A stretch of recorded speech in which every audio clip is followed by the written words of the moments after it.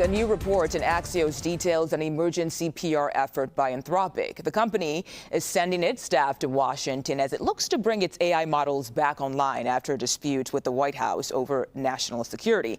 Let's go live now to Axios tech reporter Maria Curi. Maria, thank you for your time today. So what's at the center of this disagreement?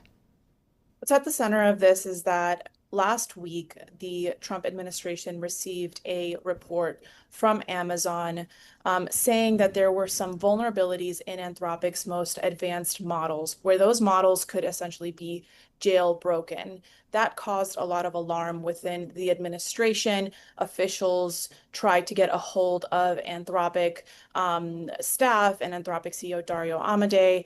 They were able to get on the phone relatively quickly, but those talks broke down and the administration felt like they were not being taken seriously. It ultimately resulted in, on Friday night, a letter being sent to Anthropic saying that they would be subjected to sweeping export controls, meaning that no foreign nationals or foreign companies or any country outside of the U.S. could have access to this model.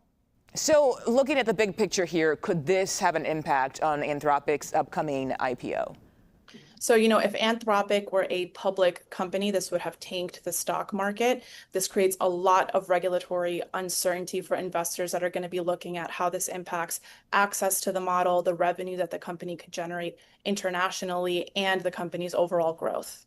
And what could this mean for Anthropic, specifically when you look at the social side of things, or even how it relates to its customers? Because he talks a lot about how, AI is dangerous and we just want to use it in a really smart way. But now here's a situation that could also potentially be dangerous.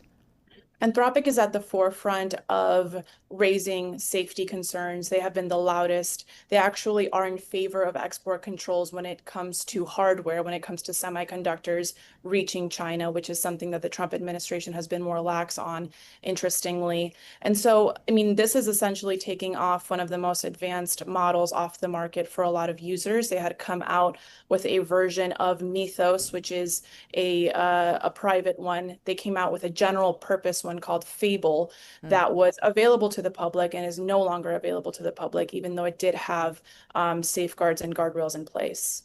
Okay, we'll see what comes next on this. Maria Curi, thank you so much for your time today. We appreciate it. Thanks for having me.